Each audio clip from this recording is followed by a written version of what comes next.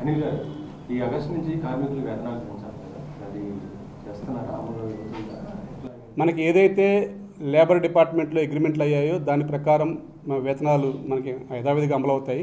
కొంచెం దాంట్లో కొంచెం వ్యత్యాసం ఉంది. ఆ వ్యత్యాసాన్ని కూడా మేము ఛాంబర్ వారి దృష్టికి తీసుకెళ్ళాము. అది కూడా కంపల్సరీగా పరిశీలిస్తామని చెప్పారు. వారికి ఇప్పుడు ఏదో ప్రొడ్యూసర్స్ కౌన్సిల్ ఎలక్షన్స్ డిక్లేర్ అయ్యాయని చెప్పారు. సెప్టెంబర్ 12 వరకు కొంచెం మీరు మాకు సమయం ఇవ్వండి అని చెప్పేసి ఇప్పుడే మమ్మల్ని అడగడం జరిగింది. మేము దానికి కూడా అంగీకరించాము. ఈలోపు మాకు ఏదైతే పెరగాలో ఆ పెరిగే అమౌంట్ వరకు మాకు ఆర్డర్ ఇవ్వమని చెప్పాము. అది కూడా ఇస్తామని చెప్పారు. ఇప్పుడు పెంచితే వాటికి సంబంధించి 20% ఇవ్వాలని అది ఇవాళ జీవో వచ్చినట్టుంది కదా, మరి అవి కూడా క్లియర్ అవుతుంది. యాక్చువల్లీ మీ ద్వారా మేము ఒకటే అండి, మీరు ఎప్పుడు కూడా మా కార్మికుల పక్షానే ఉంటారు. అందరూ నిర్మాత కూడా బాగుండాలనుకుంటారు. మేము కూడా నిర్మాత బాగుండాలి, కార్మికులు బాగుండాలనుకుంటాం. మాకు గౌరవ ముఖ్యమంత్రి వర్యులు శ్రీ రేవంత్ రెడ్డి గారు మాకు ఇసుగూడ స్టేడియంలో మా కార్మికుల పక్షాన సినిమా రేట్లో 20% కార్మికులు చెందే విధంగా నిర్ణయించడం జరిగింది. జీవోలు కూడా ఇవ్వడం జరిగింది. ఆ విధంగా 5 సినిమాలకి డబ్బులు రావాలి. ఇంతవరకు కూడా దాంట్లో కొద్ది అమౌంట్ మాత్రం వచ్చింది. మిగతా సినిమాలు రాలేదని చెప్పేసి ఈరోజు వారికి కూడా ఒక ఆర్డర్ ఇవ్వడం జరిగింది. ఇమీడియట్లీగా ఆ 20% డబ్బులన్నీ కూడా ఫెడరేషన్ అకౌంట్లోకి రావాలని చెప్పేసి ఒక ఆర్డర్ కూడా ఇవ్వడం జరిగింది.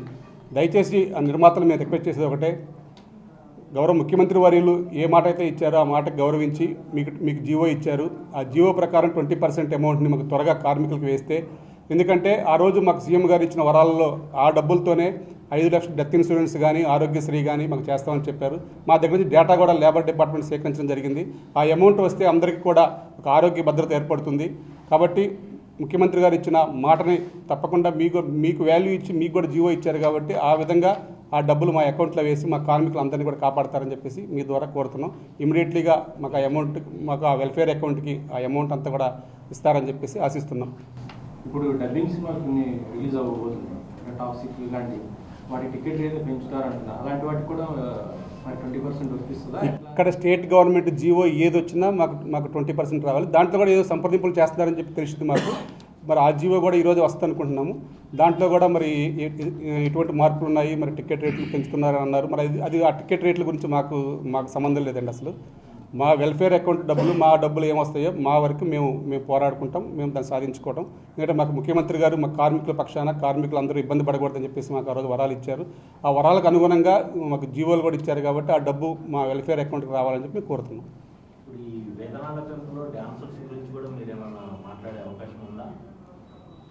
మేము వేతనాల పెంపు మాత్రమే మీరు అంగీకరించట్లేదు, కానీ సభ్యులందరినీ అంగీకరిస్తారు కదా.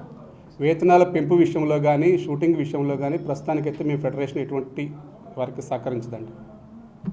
ఆ వేతనాల పెంపు విషయంలో కూడా మేమేం సహకరించాం ఫెడరేషన్ ప్రస్తుతానికైతే.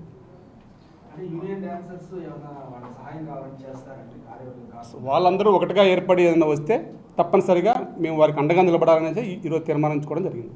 వాళ్ళు చాలా మంది ఫెడరేషన్ ఆధ్వర్యంలోనే మేము నడుస్తామని చెప్పి కూడా ఒక గ్రూప్గా ఫామ్ అయ్యారని తెలిసింది. అది మీరు అప్రోచ్ చేయాలి? మాకు తెలియదండి, మా దృష్టికి అయితే ఎవరు రాలేదు. అటువంటి వస్తే మాత్రం ఆల్రెడీ కార్యవర్గం ఉన్నారు కాబట్టి మేము ఆ కార్యవర్గానికి మేము పవర్స్ ఇస్తాం. కానీ మా దగ్గరికి అయితే ఎవరు రాలేదు. రానప్పుడు మేము ఇన్వాల్వ్ కావటం, ఎందుకంటే మళ్ళీ మేము ఇన్వాల్వ్ అయ్యామంటే మా అంతర్గత వ్యవహారాలు ఇన్వాల్వ్ అవుతున్నారని చెప్పేసి మళ్ళీ మమ్మల్ని బ్లేమ్ చేస్తారు, మాట్లాడితే ఇది వ్యక్తిగతంగా వస్తున్నారు. ఇది వ్యక్తిగతం ఏమీ లేదు. కాబట్టి ఆ వేతనాల విషయంలో కానీ ఎటువంటి విషయాల్లో కానీ మేము ప్రస్తుతానికైతే మేము సైలెంట్గా ఉందాం అనుకుంటున్నాం. వాళ్ళ పనులు చేసుకోవచ్చు, బట్ మేమైతే సహకరించాం. కాదు సార్, ఈ టోటల్ ఇన్సిడెంట్లో పెద్దవాళ్ళు వచ్చి ఇన్వాల్వ్ అవటం, వాళ్ళ పేరు అనేది డిస్టర్బ్ అయిపోవటం, అంటే ముందు వచ్చే సమస్యల్లో కూడా పెద్దవాళ్ళు ఇన్వాల్వ్ అవ్వంటే ఎంత ముందు ఆలోచించాల్సిన పరిస్థితి వచ్చిందని చెప్పేసి అనిపిస్తుంది. అంటే మీరు కూడా పెద్దలు వచ్చి మాట్లాడండి అనే పరిస్థితి లేదండి. అట్లా మొత్తం డిస్టర్బ్ అయిపోయింది కదా, ఏమంటారు?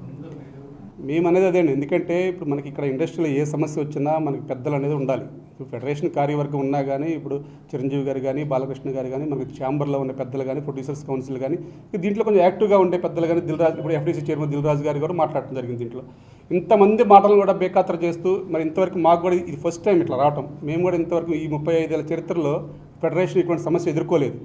ఇక అవగాహన లేకుండా మేము మా సొంత నిర్ణయమే, మా బైలా, మా యాక్ట్ అనుకుంటే మరి వాళ్ళ సొంత నిర్ణయాలు మేము కూడా గౌరవిస్తాం కాబట్టి వాళ్ళ నిర్ణయం వాళ్ళు తీసుకోవచ్చు. మాకు ఎందుకంటే మా కుటుంబంలో ఏ సమస్య వచ్చినా పరిష్కరించుకోవాలనుకుంటే కుటుంబం మొత్తం విచ్ఛిన్నం చేసుకోవాలనుకో, ఒక మొక్క ఏదో తప్పు చేసిందని చెప్పేసి వాళ్ళని పక్కన పెడతాం, కానీ అందరినీ పక్కన పెట్టాలంటే మా వల్ల కాదు. మేము ఒక కుటుంబంలాగా ఉన్నాం, చాలా హ్యాపీగా 24 సంఘాలతో పనిచేద్దామని ముందుకెళ్తున్నాం. మేము కార్మికుల సంక్షేమం కోరుతుంది తప్ప ఇక్కడ లీడర్ల సంక్షేమం మేము కోరమండి. Okay, thank you sir.